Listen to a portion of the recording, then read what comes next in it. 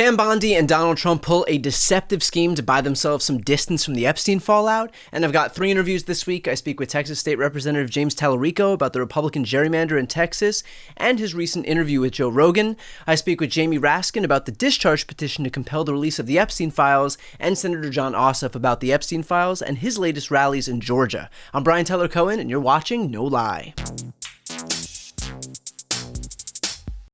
So I'm going to make this as simple as possible to understand. Trump and Bondi just coordinated to straight up con their own base into thinking that they're seeking transparency with Epstein, when in fact they are doing the polar opposite. We can all agree that the calls to release the Epstein files have hit a fever pitch. Trump can't escape it. He's dissembling. His always successful strategy of manipulating the media is falling flat for the first time ever. His excuses are all over the place. He's claimed that the files don't exist, then he's claimed that they do exist, but that they're fakes that were forged by Obama. And so clearly, he needed something to take the heat off of himself. He needed to buy himself time. Enter Pam Bondi.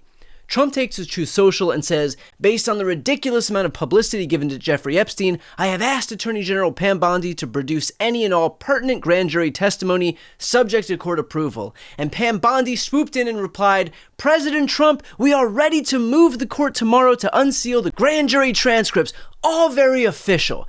They are cosplaying as transparent, but the only thing that's actually transparent here is the obfuscation efforts. Pam Bondi, as Attorney General, already has access to the Epstein files, the thousands and thousands and thousands of materials. They're already there. If she wants to release them, she could. But she knows she can't because there's clearly something that's implicating her boss, Donald Trump. And so instead, she is pretending, playing make-believe, that the real treasure here are the grand jury testimonies. First of all, those are only a small fraction of what's contained within the files, maybe 5 to 10% or something around there. Second of all, as part of the initial investigation when it happened years ago, all of those grand jury testimonies get summarized and are included in the Epstein files. So she basically already knows what all of those testimonies say. And third, those testimonies are only related to the crimes of the 2 people who were convicted in those trials. That means Jeffrey Epstein and Ghislaine Maxwell. We don't need to know about their culpability. One of them is dead and the other is in prison. We need the other stuff implicating the other people, which of course the grand jury testimonies won't tell us, but that's the point. Trump and Pam Bondi don't actually want us to have insight into that stuff. They expressly don't want us to see it. And so instead, they're sending us on a wild goose chase, running after something that we never asked for. We don't want the grand jury testimonies that incriminate a dead guy and his incarcerated partner. We never asked for that. But that's what Trump and Bondi are making a big show of giving us because they need to knock everybody off the scent and buy themselves some time. And by the way, a judge might not even grant that request. Like, there are strict rules regarding what grand jury testimonies can even be released and why they can be released. So Trump and Pam Bondi know that, but they also know that if a judge rejects their request, then they can just be like, ah, man, we tried. If it wasn't for that communist, Marxist, leftist judge, we definitely, totally would have been able to give you everything you wanted. And of course, again, Trump and Pam Bondi know that, but that is the point. They need to manipulate the base into thinking that they're getting transparency when in fact they are getting obfuscation.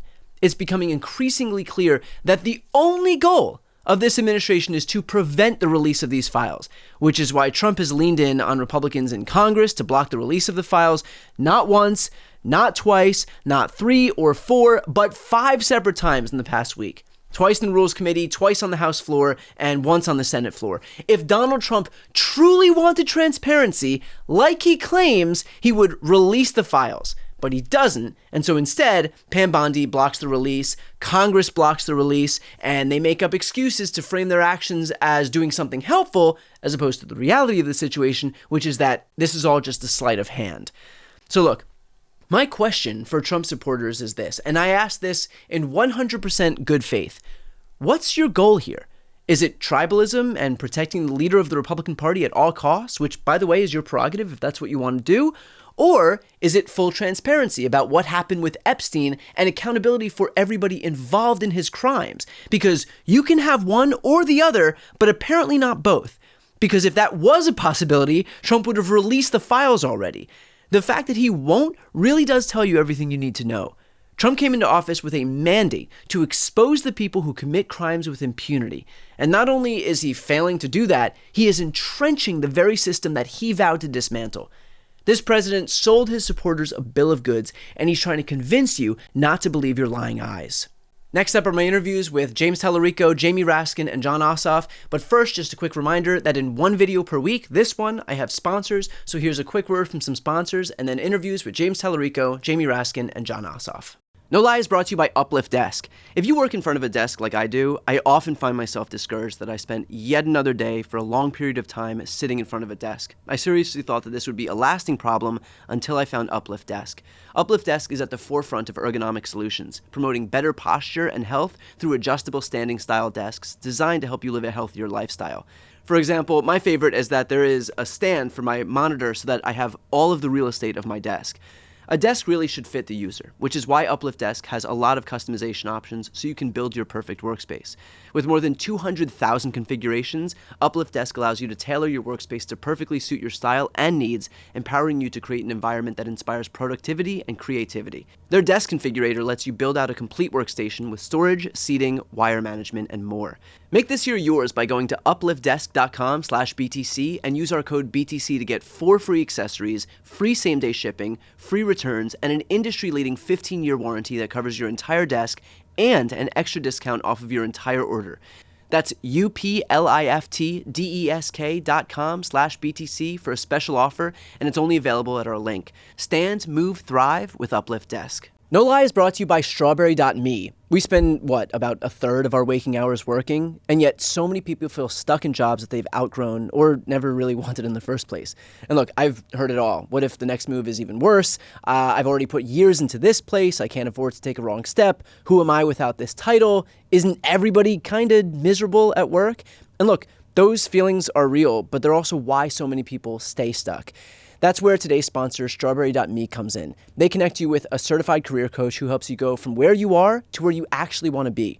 Whether you're looking for a change or feeling stuck or facing a big decision or just seeking professional growth. It's like therapy for your career. A coach helps you cut through the noise, define your next move, and turn vague goals into a real-world plan with the kind of accountability that keeps you moving forward. Plus, their coaches are thoroughly vetted and assessed for their qualifications and expertise and come from a wide range of backgrounds, experiences, and specializations. So don't leave your career to chance. Take action, own your future with a coach in your corner. Go to strawberry.me/BTC to claim your $50 credit and get started. That's strawberry.me/BTC. Stop settling, start building the career you actually want. I'm joined now by Texas State Representative James Tallarico. Thanks so much for taking the time. Thanks for having me. So we know that there is this special legislative session that was called by Greg Abbott in Texas to basically to gerrymander the state's maps even further. Gavin Newsom out here where I am in California has responded and basically said, if Texas goes ahead with this, then we're going to seek to retaliate here in our state. And so now this is going to basically spark off a new cycle where the maps are going to be gerrymandered even further in multiple states across the country. First and foremost, can I have your reaction to the fact that this might happen now in California to counteract what Greg Abbott is doing in Texas, and to ask if that's having any impact on what the Texas Republicans are thinking? Well, I'm here at the state capitol this weekend preparing for this special session that starts on Monday. And we should be coming together at the state capitol to talk about flood relief for the victims in the Hill Country and across Central Texas. We should be talking about how to prevent catastrophes like that from ever happening again. But instead of focusing on the real problems, Greg Abbott is doing Trump's bidding by redrawing the Texas political maps and, taking our districts into crazy shapes to guarantee the outcome they want. I mean, the president is attempting to rig the next election. And so I'm thankful that Texas Democrats, my colleagues here in the state legislature, are having conversations about how we can stop this, how we can stand up to Greg Abbott and Donald Trump. But I'm also thankful that folks in other states are also having those conversations. I mean, we as Democrats can't allow this type of power grab to go forward. Right. We have to stand up. We have to match energy. And so I'm thankful that folks in California are promising to retaliate if Greg Abbott and Donald Trump decide to move forward with this. In terms of the tools that you have, the Texas Democrats have at your disposal, from the minority, minority parties are generally rendered pretty weak against the majority party. Is there anything that you would be able to do? Are there any tools at your disposal that you think would actually be effective at blocking what they're looking to do? I do. In the minority here in Texas, we have to use every tool in our toolbox. That's everything from the rules, using the rules to the best of our ability, using our platforms to raise awareness and organize people, and then of course, they still need all of us to make quorum and be able to conduct business. And so there's a whole range of options at our disposal for how to confront this. And I think my colleagues and I are trying to figure out what that looks like. And honestly, we haven't even gavelled in. We haven't even seen what the maps would look like. I think we want to go through some of these steps before we decide what tool to use. But regardless of our strategy, I hope that everyone, whether you're a Democrat or an independent or a Republican, realizes the danger of politicians silencing our voices and attempting to steal the next election. I mean, Brian, you've done some great coverage on the big, beautiful bill, but I mean, this was the largest transfer of wealth in American history, kicking millions of people off their health care to fund tax cuts for billionaires.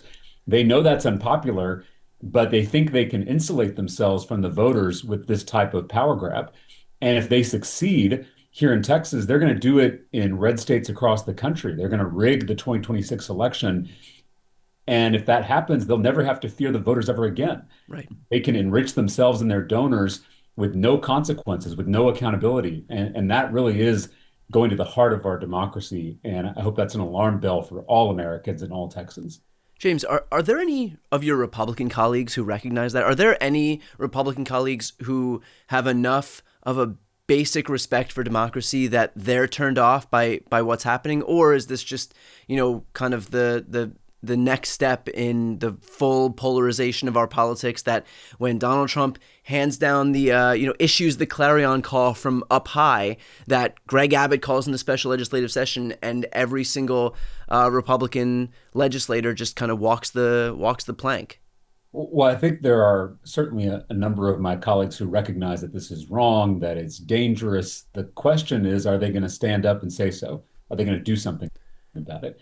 I still have hope that people on the other side of the aisle can have a moment of courage here and do the right thing. I'm not ready to give up on that possibility, but we as Democrats should be prepared for a scenario where they don't stand up, and that means that we've got to fight back.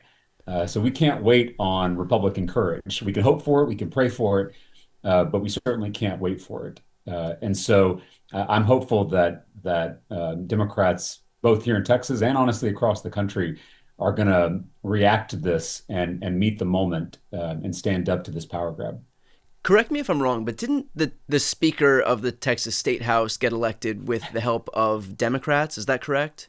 That's correct. So isn't there some leverage that Democrats have here in terms of helping this Republican stay atop his position? Is there some basic agreement or understanding that was struck between the Democrats and the Speaker to be able, to determine the extent of the abuse or the limits to the abuses of his power that he'll usher in?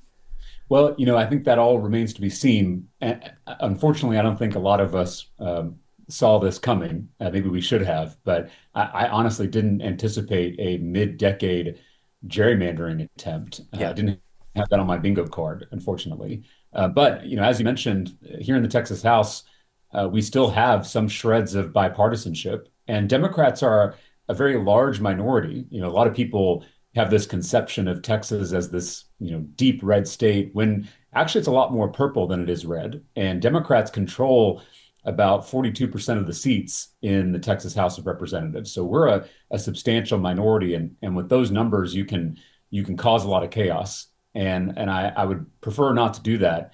I would hope that our Republican colleagues, I would hope the Speaker would work with us to prevent this power grab from moving forward.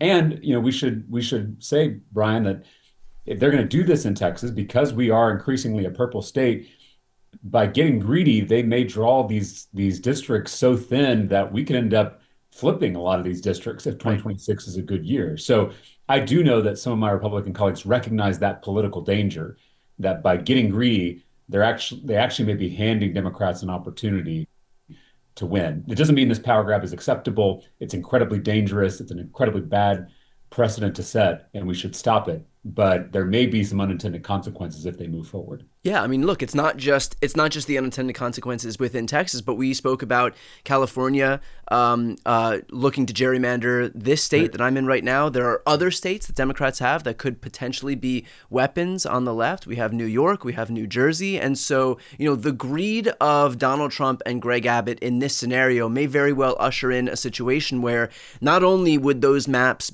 those lines be drawn so thin that Democrats themselves would flip them in a good year, which 2026, at least the polling would suggest, may very well turn out to be. But it could end up leading to a situation where maps in California, in New York, in New Jersey, and other states across the country also go much more blue by virtue of these gerrymanders that were done in a retaliatory fashion. And I just want us to pause and recognize that this is not how the system should work. Right. Um, you know, Yep. Voters should be picking their politicians, not the other way around.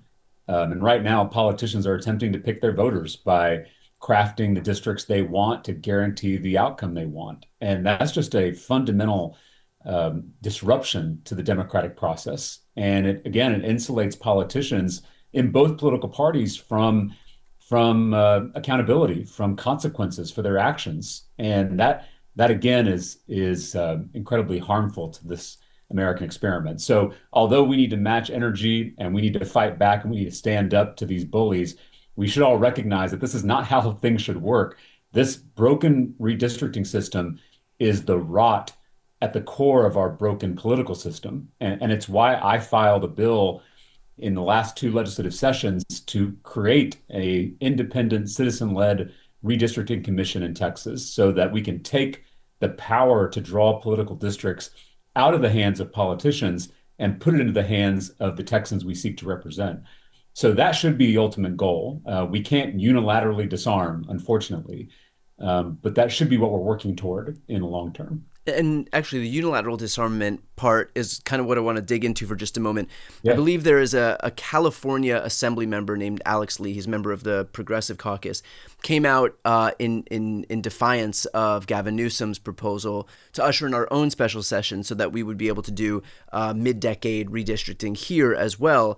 And he was against it and basically suggested that if we do this, this will just descend politics into a worse state than we were in before. And I push back against this online, suggesting that this isn't us kicking off a cycle of gerrymandering because we're in it. And Republicans have gerrymandered Ohio and North Carolina and West Virginia and Utah and Florida and looking to do the same thing in Texas right now. They've done it in Wisconsin. So there are so many states across the country where this has happened, and yet I feel like there's this mentality among Democrats that like we have to, so long as we sit atop our moral mountain, even if we're thrusting ourselves into political obscurity, that somehow derives some benefit for us, that we're gonna, I don't know, maybe confer that if we act in a certain way, that it will be reciprocated by a Republican Party that has thus far shown no desire to reciprocate, that if we confer goodwill onto them, that they'll reciprocate that goodwill, even though they've not done it.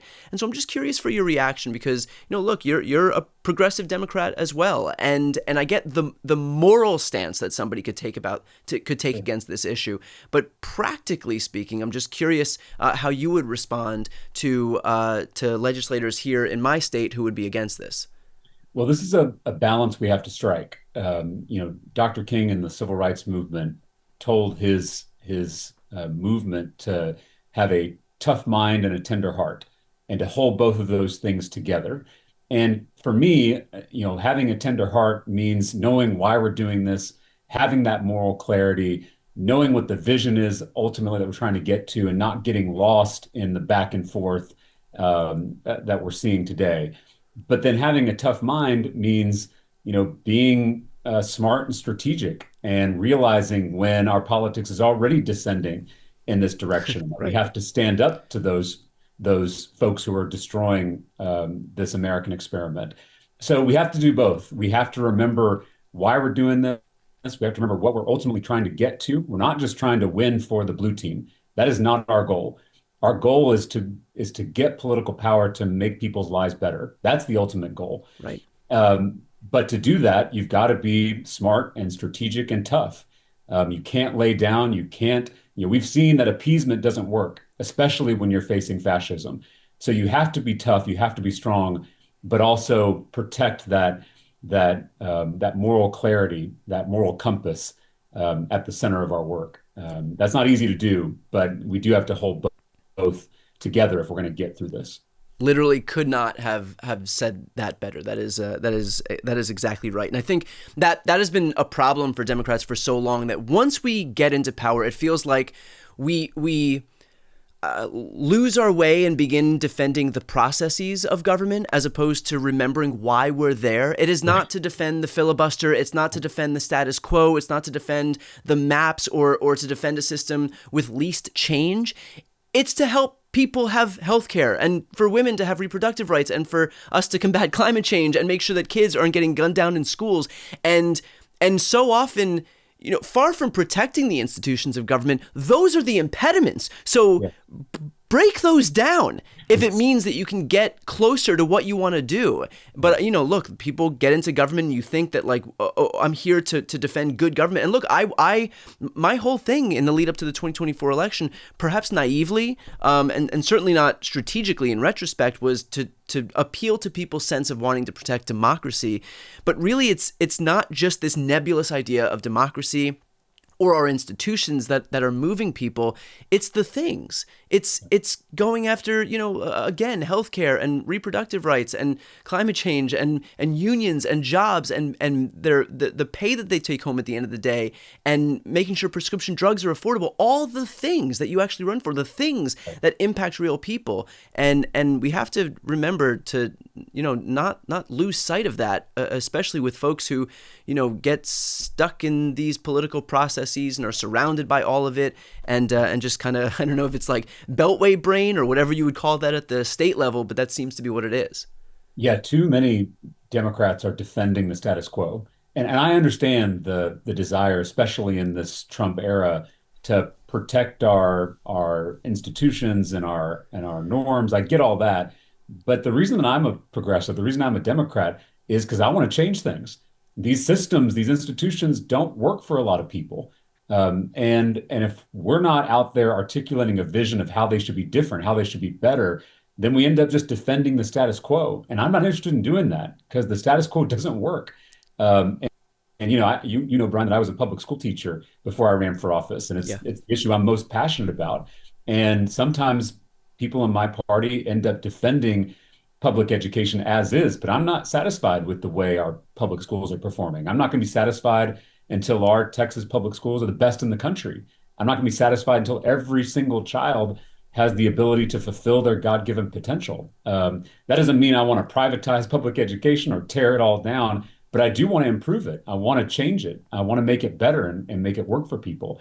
So we just we can't fall into the trap of defending broken institutions, broken systems, or defending the status quo. We got to be the party of change, which is our historical heritage. Right. James, you were on Joe Rogan's show this past week, and that obviously is a space that Democrats have there was a lot of coverage, a lot of focus on the fact that Democrats haven't gone into those spaces, haven't been on the same podcast that these Republicans went on, haven't been able to reach the breadth of audience that these Republicans were able to reach by virtue of going on these shows.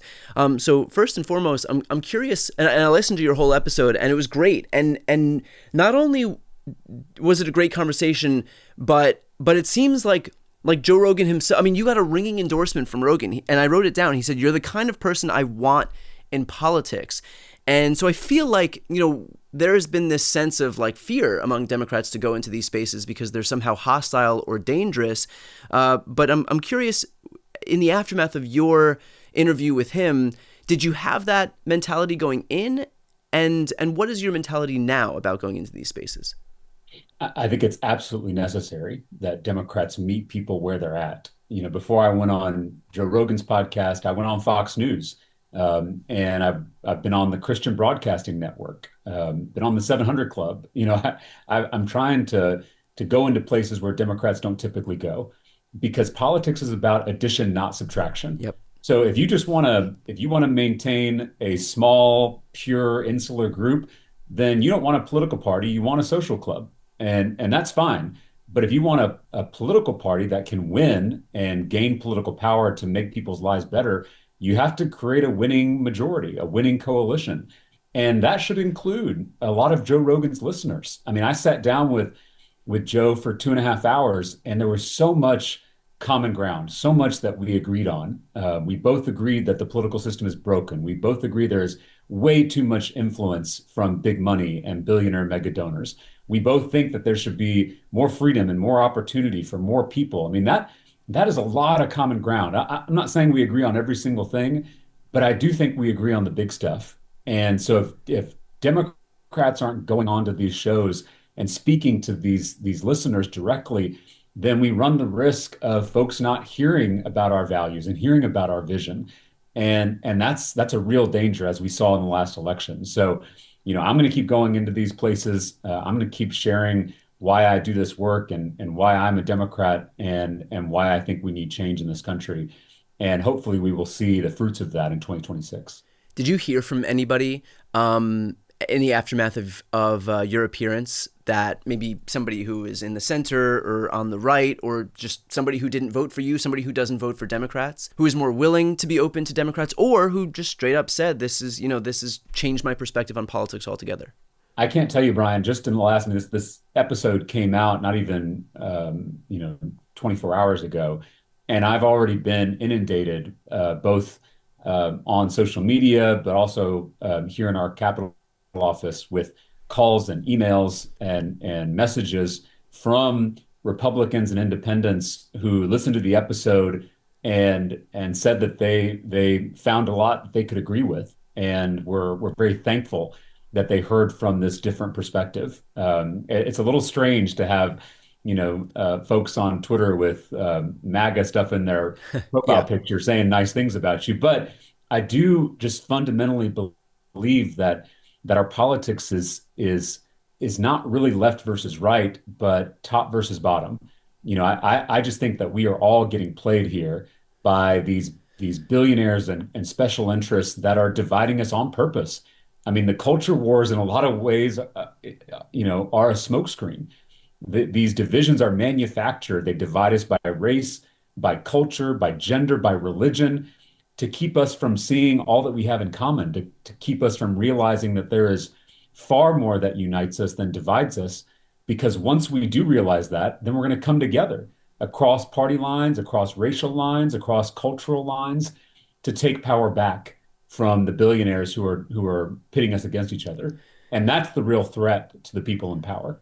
The one small irony, and I know that you just push back against the culture wars, and you're right to do that. The irony of the Epstein stuff is that a lot of Trump's base decided to vote him in, his own warts notwithstanding, because they believe that he would be the person to expose the systemic corruption that would allow somebody like Jeffrey Epstein and all of his clients who are thus far unnamed to get away with heinous crimes. And yes, it's his heinous crimes, but also it's what he represented. It's an entire echelon of people who are unaccountable, who are bound by a different system of justice, a different tier of justice. And so they wanted him to come in because they thought he would be the person to expose that systemic corruption, to break it down. And the irony now is that, in fact, he's the one entrenching it by of course, refusing to release the Epstein files. But when you talk about like this top versus bottom, it's not left versus right, it's top versus bottom. That is the ultimate irony in what we're seeing very much be the I don't want to say downfall, because I think that would just be too convenient, but a major splintering of Trump's own base is that that's what he ran on, and yet now he's entrenching the very system that he promised to break down. Well, and you can't blame him, because I mean that's what Donald Trump and JD Vance and all these people told these folks that, Of course, yeah. that's what they were going to do. And so, I know that the appeal of Donald Trump is that he's not a typical politician. I get that. I do find it even as a Democrat, I find some of the ways that Donald Trump speaks, to be a little refreshing because he doesn't sound like the typical poll-tested, consultant-driven politician. And so I get why that was appealing. But now that he's in office, you see that, he's cutting taxes for himself and his rich friends. Right. He's kicking his own voters off their health care and off food assistance. And he's not even releasing, the Epstein files that could shed some light on this issue. And so I think that ultimately actions speak louder than words. And I hope that people are realizing that Donald Trump is a con man, always has been, always will be. He says the right things, he pushes the right buttons, but ultimately, when it comes down to it, he's going to protect himself and his powerful friends. And I hope that's a realization for folks. But we as Democrats have to provide an alternative. And what we're providing right now, what we're offering to voters is not going to cut it. So our party has to have some deep introspection about what went wrong, how we need to be different, how we need to get back to our roots of fighting for regular people. And only when that happens are we going to be able to turn this country into a better and more healthy direction. Perfectly put. As always, James, I'm grateful for the work you're doing, reaching other audiences, getting out of the usual liberal bubble in our bifurcated media ecosystem. So grateful for the work you're doing to reach other people right now. And as always, for your voice. James Tallarico, appreciate your time. Thanks for having me. I'm joined now by Congressman Jamie Raskin. Thanks for joining me. I'm psyched to be with you, Brian. So we have just found out that Donald Trump and Pam Bondi are asking a judge to release the grand jury testimony. This is not the Epstein files. This is something completely different, really, that no one is asking for. You have thousands upon thousands upon thousands of files. They opted not to have those, even though they're already in their possession, and are instead saying we're going to go through this lengthy process that may or may not work out, where we're going to get some testimony that we can then choose what to release from within that testimony if a judge even opts to grant it. So for those Trump supporters and honestly, left, right, and center, people who want this information, are they being conned by virtue of what Trump and Bondi are offering them right now? Well, no, because I don't think anybody's buying it. I mean, I think you just did a great job debunking it. The only thing I would add is that the grand jury files relate only to the prosecution of Epstein himself for what he did, and of the Maxwell for what she did, but it doesn't include the whole universe of other people and criminal organizations and business organizations that we're interested in. But isn't that the whole point? Isn't that what we're looking for here? It's a complete distraction. It's a red herring. It's don't look over here, look over there kind of thing. And even for that tiny subset of the materials we might be interested in, and they're pretty much peripheral, but even within those, Rule 6E will provide that much of it will have to be redacted to protect victims and other people. So look, all of that is just a decoy. They've got the materials within their possession, and they can release everything, just redacting the information that would be identifying information for the victims, which is the only thing that should be redacted. And that's what the Democrats have been asking for. All we're saying to Donald Trump is be true to what you've been asking for years. Release the information in the possession of the government. And so can you talk about what efforts, knowing full well that all he wants to put forward is this decoy, what can Democrats do? What are Democrats doing right now to compel this information? And I ask this because we've seen multiple efforts where Democrats have sought votes in the House, both in the Rules Committee, on the House floor, even the Senate floor, to compel the release of these files. And 2 times in the Rules Committee, Republicans voted it down. 2 times in the House, Republicans voted it down. 1 time in the Senate, at the hands of Ruben Gallego, Republicans voted it down. And so what are our options here moving forward? Well, we've also, in the Judiciary Committee, the Democrats have demanded a full bipartisan hearing where we subpoena all of this information, and we subpoena witness testimony from Attorney General Bondi, from FBI Director Kash Patel, from the Deputy Director Dan Bongino. So they come forward and everybody tells us everything they know about this whole nightmarish scenario.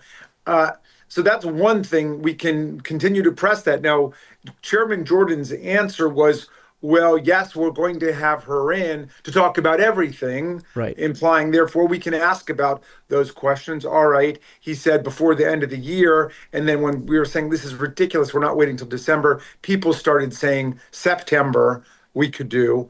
So who knows? We'll keep pressing on that. But here's the other thing.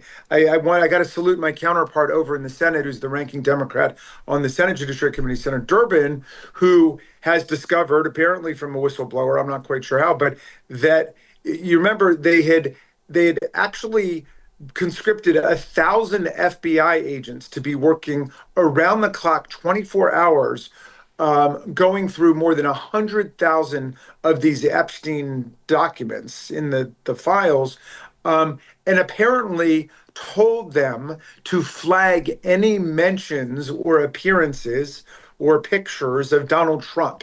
Anything that appears there of Donald Trump, they're supposed to flag it. Well, what were they supposed to do after they flag it? And we also heard separately, this was a couple weeks ago, that the FBI Director Kash Patel was using lie detector tests against the FBI agents. And I wonder whether these two things are related to each other. In other words, somebody finds something relating to Donald Trump, they turn it over. Are they then asked, are you loyal to Donald Trump? Will you do what we ask you to do? Are you going to turn this over to anybody else? And this might be one of the most massive cover-ups in the history of the United States unfolding before our very eyes, because Donald Trump is obviously freaked out about some stuff that's in there. Right. And then the idea that you create this army within the FBI to scrape through everything just looking for mentions of Donald Trump is quite unusual and fascinating. Yeah, I mean, what does it say? Look, I'm no political genius here, but what does it say when you have to conscript 1,000 people to scrub through these documents, all who answer to Donald Trump, to search for Donald Trump's name within these documents? It probably doesn't send the message that you think it's sending. It's worth asking too here. A lot of the pushback to all of this stuff is, and Trump has said this too in so many ways. Granted, he's kind of muddled his own message because he's also claiming that all of this is a hoax written by Biden, Comey, and Brennan and Obama. So kind of his message is whatever errant synapse fires in his brain at any given moment in time. But if there was a mention of Donald Trump in these files, why the Biden administration wouldn't have released it previously? So I'm curious what your response is on that, because it's a talking point that it's a pretty unconvincing talking point because Trump is the president right now. He ran on this, but I'm still curious what your thought is on this. In other words, okay, well, let's start with this. Up until Donald Trump, everybody tried to respect the independence and the integrity of the Department of Justice. Up until Donald Trump, nobody was telling the Department of Justice what to do. And the Department of Justice under Biden brought the prosecution against Maxwell. So obviously Biden wasn't trying to suppress anything. The GOP stories today make no sense. They're totally conflicting. They're saying on the one hand, Biden and Obama made all of this stuff up about Donald Trump, but then they never released it. Why did they make it up if they never released it?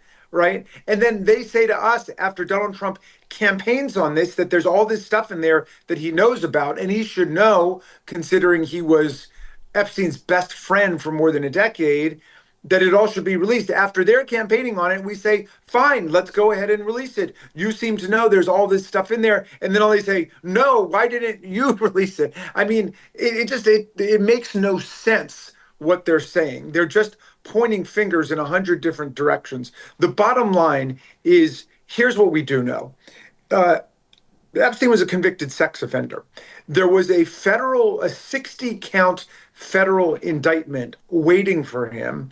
And then Donald Trump's later labor secretary, Alex Acosta, who was then the U.S. attorney for the Southern District of Florida, reduced that 60-count federal indictment on conspiracy, sex trafficking, prostitution, pimping, all of this stuff, reduced it to one state count of solicitation. That was the sweetest sweetheart deal, perhaps in the history of federal criminal prosecution. He gets this tiny, gentle, I don't even want to say slap on the wrist, a massage on the wrist where he spends half of the day free, half of the day spending the night in a slumber party at the jailhouse. Okay.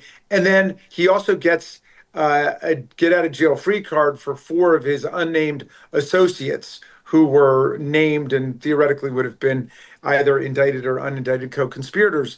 Somebody put the fix in for the guy. We want to get to the bottom of that. Then later, a federal prosecution starts over again. That's when he's in jail, and that's when he takes his own life. And at that point, a lot of people were asking questions about whether this was truly suicide or not, including Donald Trump. Then it's Attorney General William Barr, Trump's Attorney General, who goes over and says this is a perfect storm of mistakes and mishaps, but he declares that it was a suicide, even though there was, the momentary lapse in the videotape, which turns out not to have been 1 minute, but I think 3.5 minutes.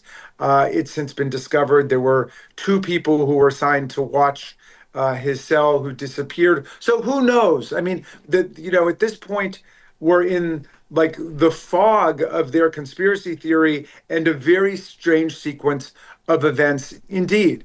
So Maxwell gets prosecuted. She's sentenced to 20 years. And then the third co-conspirator in that particular case also takes his own life. This is the French guy who takes his life. All right. Then Trump runs around the country saying, we've got to release the complete Epstein file. J.D. Vance says that. Pam Bondi says that. Kash Patel says that. In fact, it's curious that all of the people who were talking about it suddenly get put into key positions in the Department of Justice and the administration. And now they do perform a complete U-turn and they want to sweep the entire thing under the rug. Right. Just as a quick aside, what is the point of the sweetest of sweetheart deals for Jeffrey Epstein when normally these deals are given so that prosecutors can work their way up the ladder so that they can get as close to the big fish as they can? Epstein was the big fish in this scenario. And so what do you get by isn't the whole point to try to get people like him? And so what benefit do you derive as a prosecutor from Alex Acosta's perspective by giving him such a good deal when he's the person that all the ire should be aimed at? Well, it suggests the possibility that there was in fact a bigger fish involved who wanted to put the whole thing to bed as quickly as possible. Because if there were other people that Epstein could be pointing the finger at and looping in as part of turning state's evidence in order to get a better deal for himself, those people would have every interest in keeping Epstein on their good side, right? And so, I mean, what's odd about this is that, like many criminals, Donald Trump kept returning to the scene of this crime. So many of the key actors in this event were put into his administration. So many of the lawyers involved, like Alan Dershowitz, who helped broker the sweetheart deal, later became a lawyer for Donald Trump. And then Trump campaigned on it. And we've seen how he loves to project onto other people his own anxieties and insecurities. Well, so if he is nervous about what Epstein might say, then he would say, oh, well, the Democrats are really nervous about Epstein, and we're going to blow the cover on this when we get in. Right. I got to ask this because I think we're starting to recognize that it's beyond clear Trump doesn't want these files released, that he's doing whatever he can to make sure that we're not looking at this stuff, offering up whatever decoys he can find, sending us, over to the grand jury testimony while he secretes, 95% of the files that already do exist, that already are at Pam Bondi's disposal. Will we ever gain full access to the Epstein files, or will it always be that Pam Bondi and by association, by extension, Donald Trump will be the final arbiters of exactly what information comes out? Like, are those two people are really the only people that have the full range of all of the files that exist. And so even if the the discharge petition come August or September, when it finally ripens and the House can vote on this thing and it passes, will Pam Bondi ultimately have the final say into what information exactly comes out, or is there a way to circumvent her as somebody who could kind of meddle in what comes out so that we can get the full range of the files? The wheel is still in spin, Brian. We don't know the answer to your question. But if you look at the Democratic resolution, or the resolution bipartisan, Democrats support, the bipartisan resolution, which has been put in by Massey and by Khanna, there's a paragraph in there which says we want a complete accounting also of any of the destruction or altering or mutilation or effacement or impairment of different documents. In other words, we want to see all the documents, and if any of the documents have been altered or changed or removed in any way, we want a record of that, right, too. But on that point, I mean, the cop on that beat is Pam Bondi and by extension Donald Trump, who may very well be implicated in this. And so he has every interest in, if there is some alteration, if there is some destruction of documents, he's not going to say anything because he's the person that destruction would presumably benefit. And so who's there to be all of these people are in the pocket of Donald Trump. And so who's the cop on that beat? Well, if you look at the history of corruption scandals in the nation's capital, there are always people who are junior people, who are interns, who are staff associates, who are basically invisible and considered menial by the key actors, but they oftentimes come forward and tell what they know. But I'm with you. I mean, if there's a full-blown effort to cover up, and certainly mobilizing an army of 1,000 FBI agents to go and find anything mentioning Donald Trump's name and then come and bring it to us, and at the same time we hear that Kash Patel is administering lie detector tests against people in order to determine who's trustworthy and who's not, we have every reason to be afraid that there will be a cover-up. But I just have to believe that there's so much information that has come from Florida, that's come from New York, that's come from other sources, that's come from journalists, that some people are going to be able to check them if their plan is just to obliterate the evidence. Right. And presumably,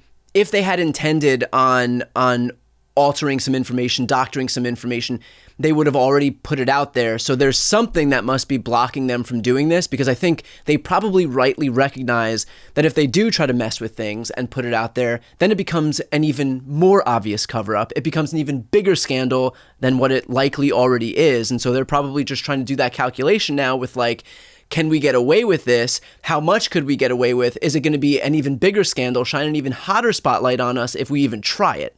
Yeah, because the cover-up imports a whole new set of charges of obstruction of justice and conspiracy, and that takes it to a completely different level. There are just some things that are probably in there that are very hard to permanently erase, including emails, which are going to be very important, I believe, in this case, correspondence and photographs. I mean, you've got Michael Wolff, who's a Trump biographer, who's written 4 books, I believe, about Donald Trump, who went on a podcast last week and said openly that Epstein had shown him lots of photographs of them together, Epstein and Trump, and that some of the photos included Trump with topless girls sitting on his lap and laughing and so on. Well, it's hard to make evidence like that go away. And if there are lots of people who've seen it, or there might be other copies of it out there, it's hard to make it go away. So you start destroying evidence like that. You start destroying emails and texts, and those things reappear. Then it's become clear that not only were you involved in some way in the original events, but you're trying to cover it up. Right. And you might be better off just making arguments about how, well, yeah, the president may have been in compromising positions. It might not look good, but he didn't really do anything bad. Meantime, we don't want to lose sight of what's really going on here, which is this was a human trafficking, child sex abuse ring.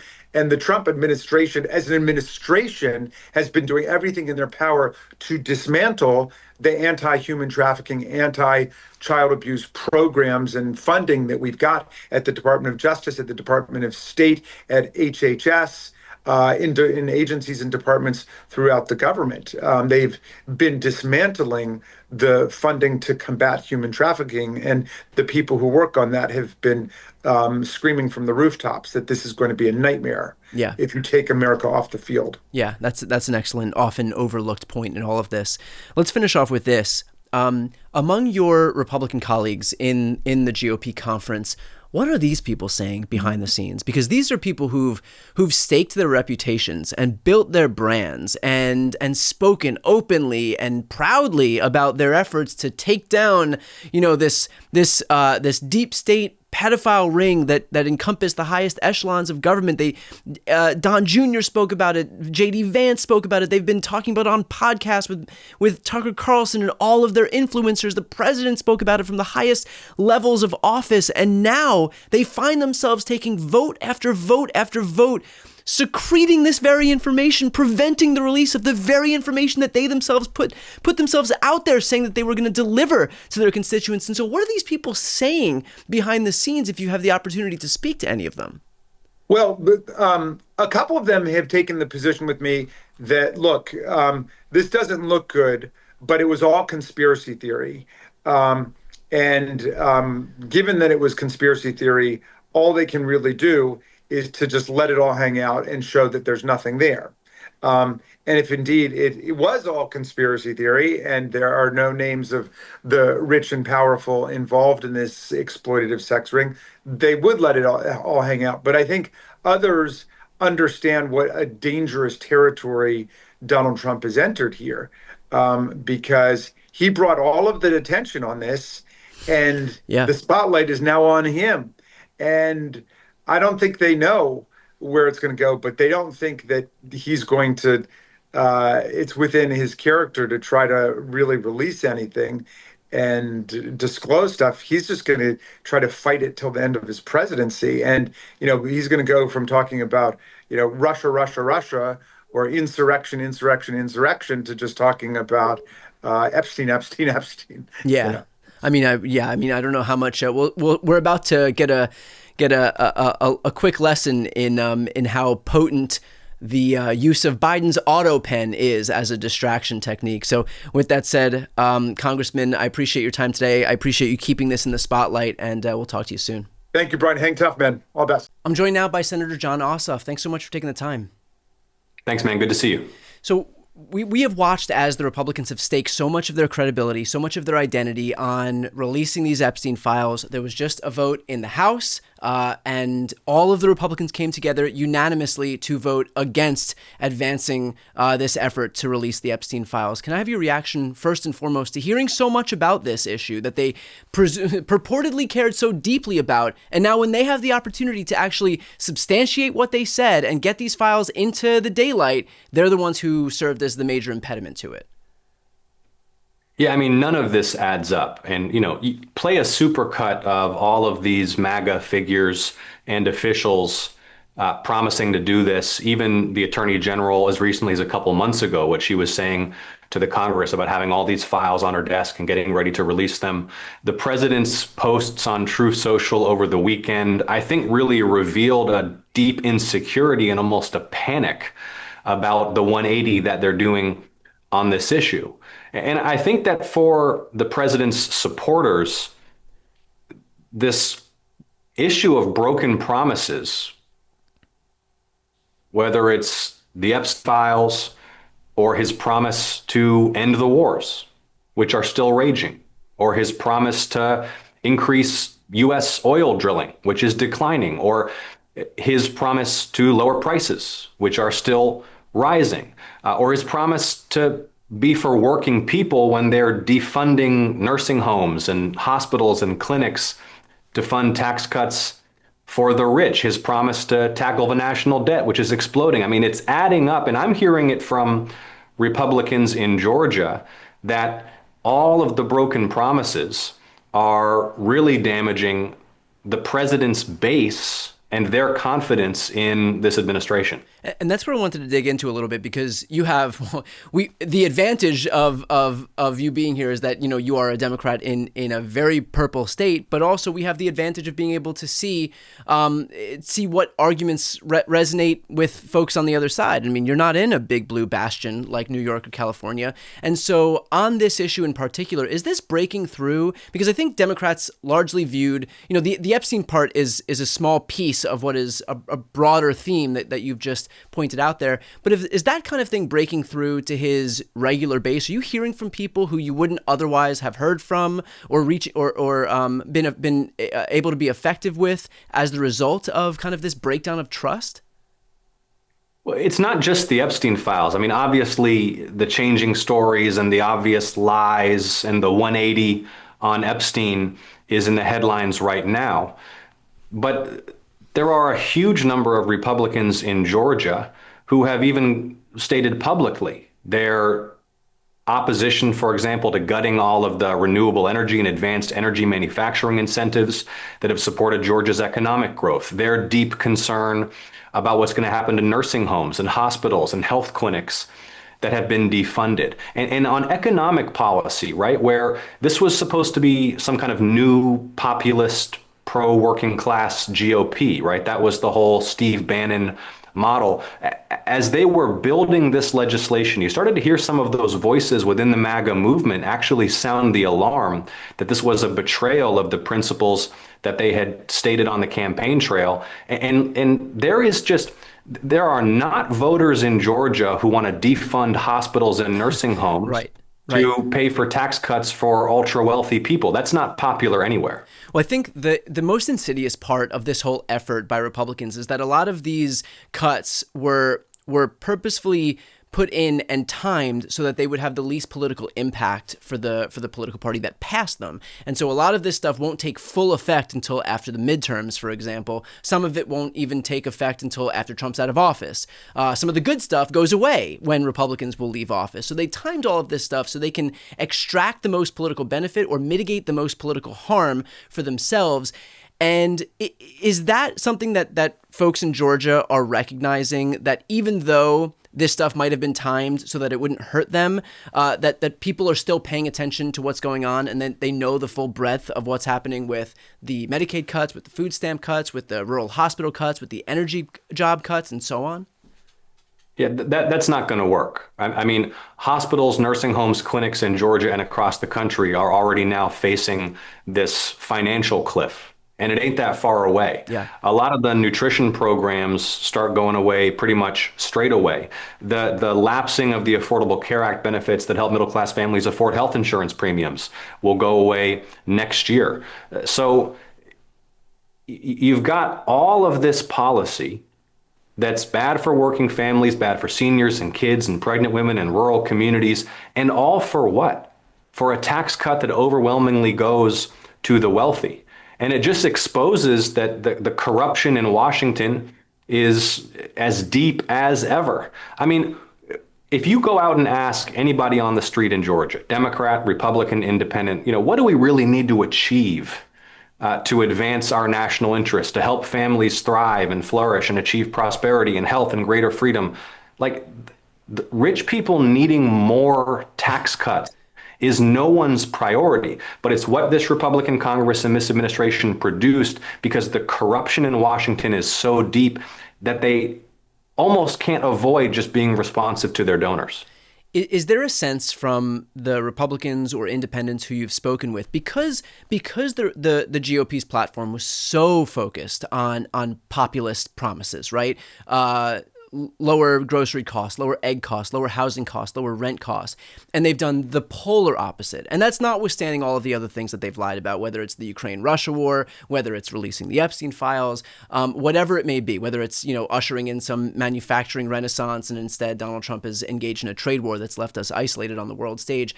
Is the fact that there was such a blatant kind of bait and switch that took place, is that having some impact on the voters that you've spoken with? Because this is like the thing that Trump and Republicans promised these voters. It is so far and away what their antithetical to what they're actually delivering on. And I'm wondering, like, in a media environment where everything is so bifurcated, where it often feels like politics is we're all so calcified in our polarization, is that stuff actually breaking through and having an impact?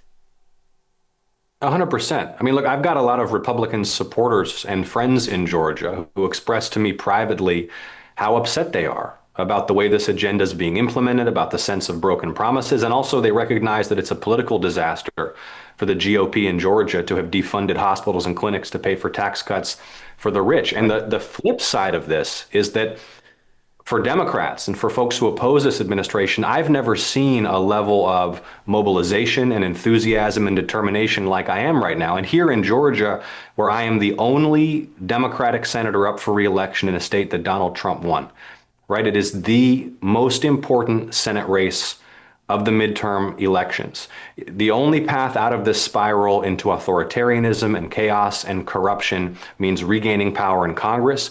We have to win this race. I am feeling that enthusiasm in Georgia. We had more than 1,000 people come out on short notice in Savannah to that rally last weekend. But I want to ask your audience to help, because they're going to spend, I think, probably $500 million to try to unseat me. I'm the number one target for destruction by the whole MAGA apparatus, and I need help.